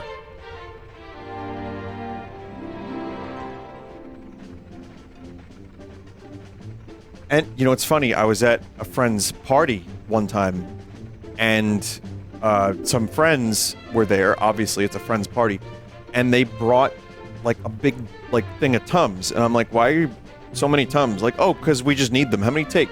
2? I take 2. I'm like, you know, you don't need those, right? Like, you can just like let your body level out, and eventually it starts producing its own kind of solution to these things.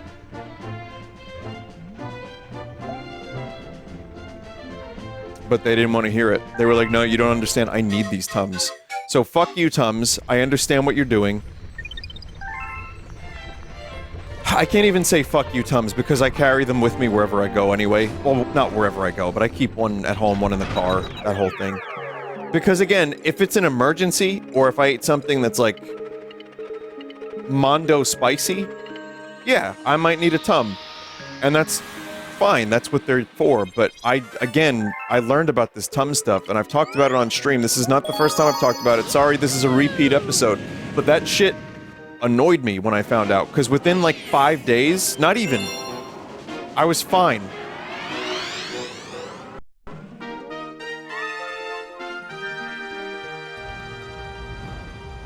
But Pepto-Bismol's a little bit different because it like coats your esophagus, and you know, that I never found myself getting addicted to, you know, and that's like, again, more, I used Pepto for like emergencies, for like, I'm really fucked and my stomach really hurts. So, you know, I just keep a little bit of that on hand too, but again, even that I haven't used a whole lot recently.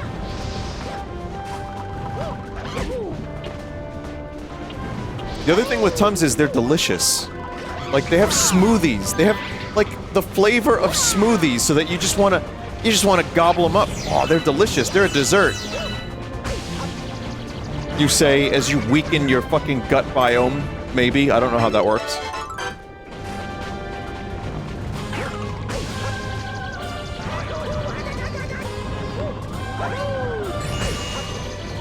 Also, I found that taking probiotics and finding the right probiotic that's been working for me, and also having a little bit of yogurt once in a while has been, like, tremendously helpful for me.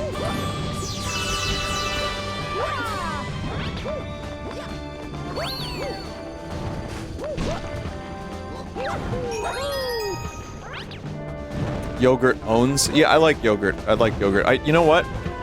I eat, like, the stuff with the M&Ms in it. But it's been good, and it's like a good dessert. I'd rather have that as a dessert than a,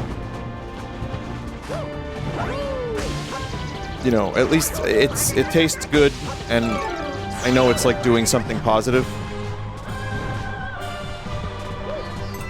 Fucking, I hate to say it, and again, I'm not in any way sponsored by Trader Joe's, but they have really good yogurt. Kinda just your run-of-the-mill yogurt, but it's also... I like it. Get on that kefir game. Tried. Couldn't do it. Didn't stick. Don't love it. I would if I really needed to, you know, get the gut biome working. I know, thrilling Mario conversation. This is what you will be talking about when you hit my age, too. But I tried kefir. I don't love that it's like a yogurt smoothie. It just weirded me out a little bit. I would much rather eat yogurt with like a little snack in it.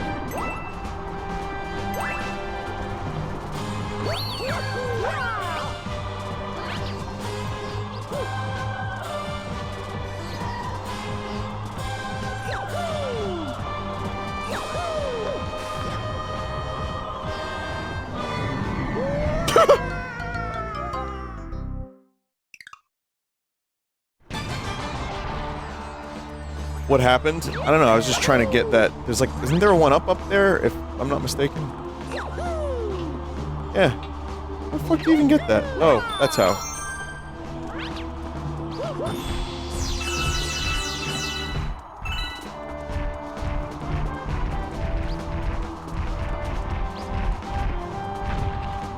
Is this a domesticated Chomp? Or this is a Womp, sorry, this is a Womp.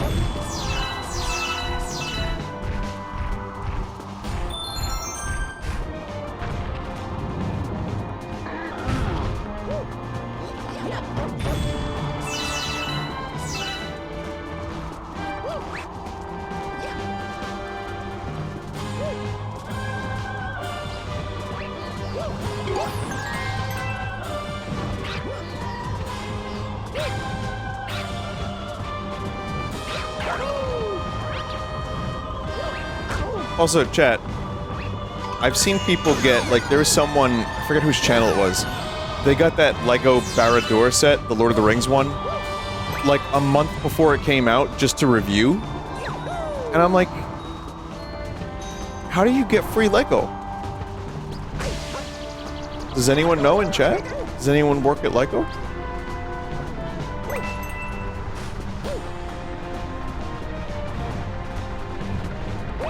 Lego tubers. No, the person, I don't remember who it was, but they weren't a Lego tuber. They were just like a general YouTuber that played video games, and they got like a fucking massively expensive Lego set. Now, I get it. That is privileged to be able to get free Lego, and I'm not asking for any favors, unless someone here happens to know John Lego himself. But, man, if I could get that Deku set, the Deku tree set,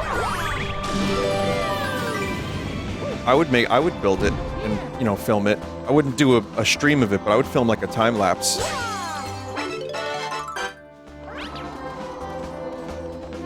But yeah, I don't think that, like, so that's another thing too. Once in a while I get sent some cool shit,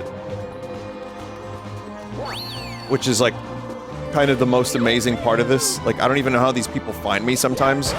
They're like, hey, do you want this free thing? And I'm like, no. Sometimes I'm like, yes. I put it in my videos or whatever. And it's a very, very, very cool perk of the job. But, again, I don't like to actually... You know, if I have to sign a contract to get something, I don't do it.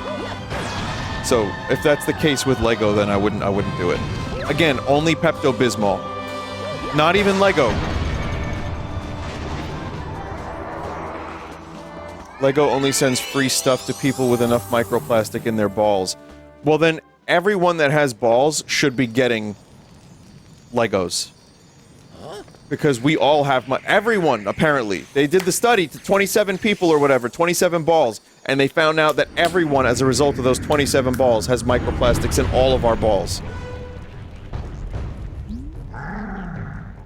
It's you! I expect as much from my arch nemesis. Your time is up, Mario. Now, it's smushing time, and time for a huge fist to meet your puny face.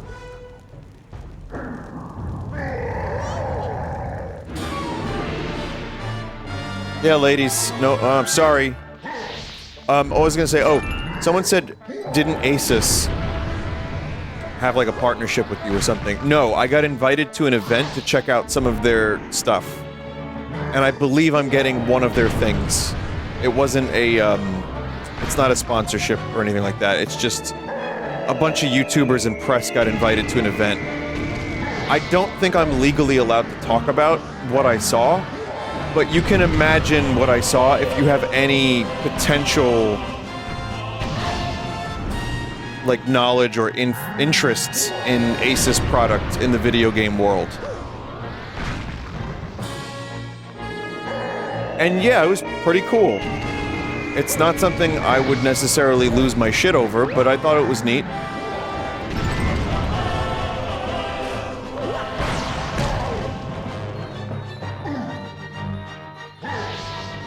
But yeah, once in a while I get invited to some wacky event that I have absolutely zero business being there. Bob Wolf was there. He was much more qualified. He does technology shit. I don't. What the fuck am I doing there? I even told Bob, I'm like, I say spin for a living. What the fuck am I invited to this thing for?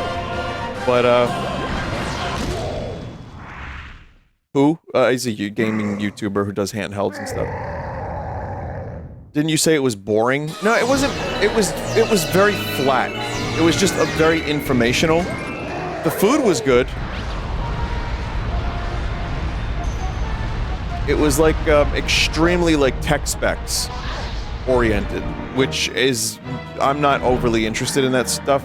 I get it to a degree, but it's not like my my primary interest. So I was there just kind of watching an hour-and-a-half presentation and then getting my hands on some of the tech. And it was cool, I had a good time, but I didn't, like... There were moments where I was like, boy, I really want to look at my phone. But it was just kind of like tech specs.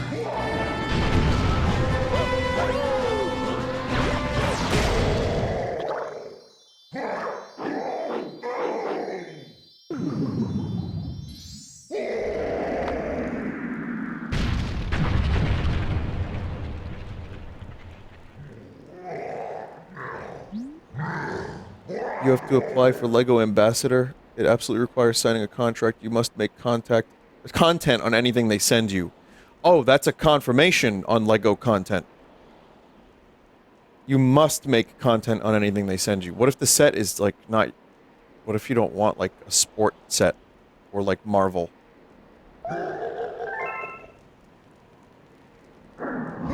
Oh well. I mean, listen, it makes sense. I just want to have my cake and eat it too. So, I don't know. I'll just take out a mortgage. You know what? Chat, I'll sell blood. Why not do it for the Lego content? Because I don't want a Lego shelf. It's fuck. I gotta, I also get bored of Lego too, like...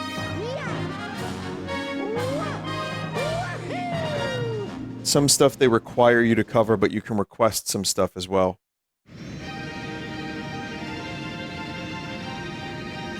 Yeah, that's just not what I want my life to be, is making whatever set Lego sends me. It's neat, it would be cool, but I'm good, I think.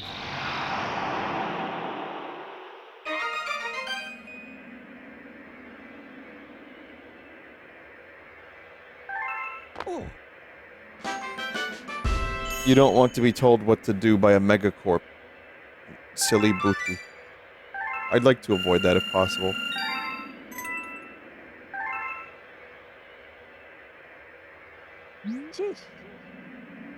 Great work out there, pal. You did it. You found the 4th Grand Star. You fought that monster again. You look a bit more banged up than the last time. He's getting stronger, huh? We need to stop Bowser before he gets any more powerful. We need to stop Emoji.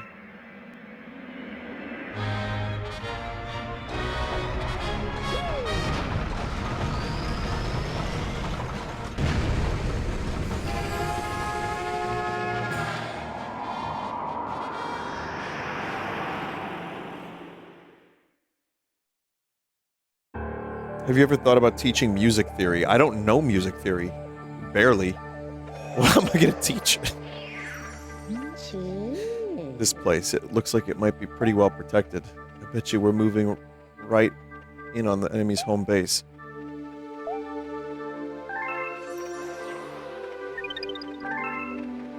Alright, we'll stop here. It's almost 2.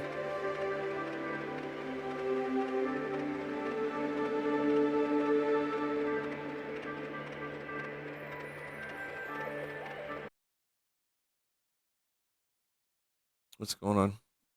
Let me just do a quick save. Okay. So yeah, this game is just a blast, honestly. It really is. And I'm having fun with it, so look forward to another part probably next week. Like I said, kind of taking my time with it. Stream it for a couple hours a week. It's nice to savor, as it is the 3D Mario game I probably remember the least. And it almost feels kind of brand new, in a way. And it should have been in the Mario 3D All-Stars collection. That really would have completed the pack. But anyway, chat, thank you. I hope you enjoyed. And I appreciate you being here as always. Whoa, whoa, whoa, whoa. Whoa, whoa, you just got a preview of 2 Red Vox songs. And the reason that happened is because I was showing Sphinx and Zot. It's true. And I had to use, in order to stream them on Discord, I had to use XSplit. They were overlapped, so. Liar? No, no, no, that's real. That was actually... Chat, I'm not even kidding. That was not intended. Because I dragged them into XSplit so they would play on Discord, and then I forgot to remove them from the fucking... from, the thing. Play the rest to prove their new songs. Well, I'd want to put my best foot forward, so I'm not going to do that. But hey, you got to hear a synth and another sound. So that's cool, I guess, for the 10 of you that are interested. Now, there's more than that, I think. Maybe 20. But chat, thanks again. Seriously, I appreciate you being here and watching, and looking forward to whatever, you know, whether it be the music or the streams or the memes or terrible bits. Again, as I was saying earlier, it does help give me a lot of motivation. You know, it's nice to have things to look forward to and to create so people can look forward to them. And it definitely helps me enjoy life. And that's what it's, that's what is the gift. So, okay, I go now. Good night. See ya. And appreciate it. Thank you, mods, and anyone that's helping out around the streams. You also have my thanks. I don't know when we're going to do more abiotic factor. We're trying to get everyone together for that, but it's kind of hard. And I think that said, probably more Paper Mario tomorrow, I would imagine. There is a small chance I won't stream tomorrow if I'm not feeling it, but if I'm live, and I may be, then it'll be Paper Mario. So, yep, good night.